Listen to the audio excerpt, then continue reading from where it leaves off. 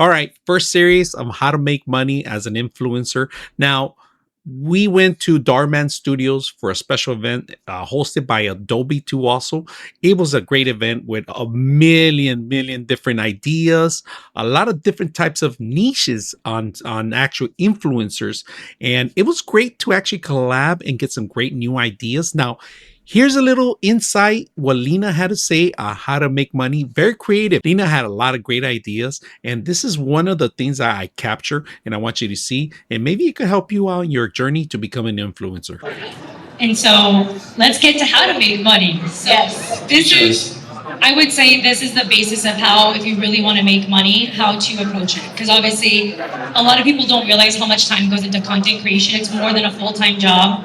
I don't, I'm in bed until the very end, thinking of ideas right before I sleep. And then I wake up and I try not to look at my phone because it affects your mental health, but I'll do it. So I actually just recently did a summit with Tracker. And the summit was actually myself talking on behalf of creators with brands because I was their top creator in 2024. So brands, the quickest way to, or the easiest way to approach this is brands want to see what you organically use in your life. So for example, brands have completely shifted. Like maybe 5 years ago it was, if you had, for every 10,000 followers, this is what you should be getting paid as your rate. That does not exist anymore.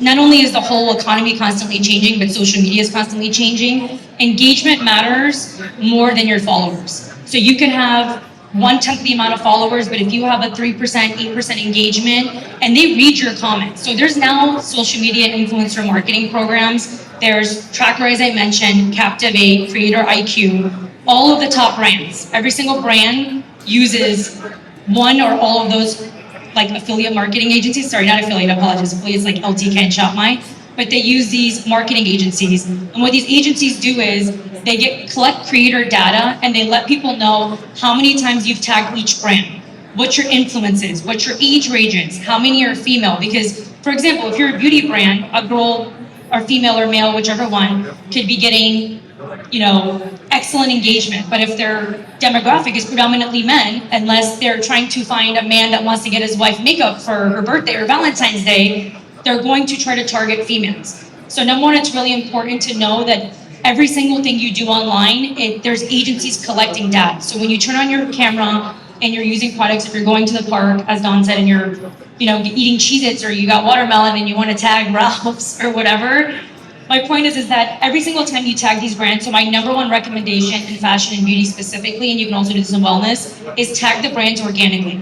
That doesn't mean doing a feature tag. So if you're doing a styling video, or you're doing a day in my life, you're cleaning your kitchen, and you want to tag Amazon Home, all of that is getting tracked. And so when these larger companies and these brands want to do brand deals, they either hire these agencies or collect the creator data, and it's completely shifted from one-off ads. Brands are now looking for long-term partnerships. This is something that we discussed in the summit about 2 months ago, is brands are now moving from one-off ads where they don't really know the value of what it's giving, and moving in specifically looking for creators that organically use their products, organically use their stuff. So for example, the last 3 or 4 deals I've done have been brands reaching directly to me. For example, I just did Patrick Talk.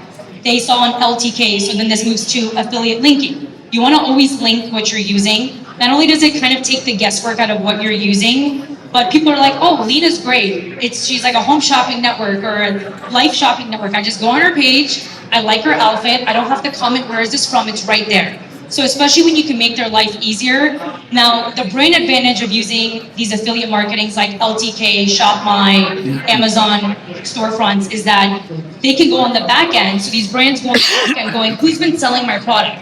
So for example, they saw that I was selling their body oil. So they reached out going, hey, thank you so much for all the love. We'd love to do a campaign with you. And I've been using their body oil maybe 20 or 30 times before they reached out. So I definitely recommend the following is always tagging organically. Use products you genuinely love and believe in, because people know when you're lying, and you want to build trust, because that's really important to brands too.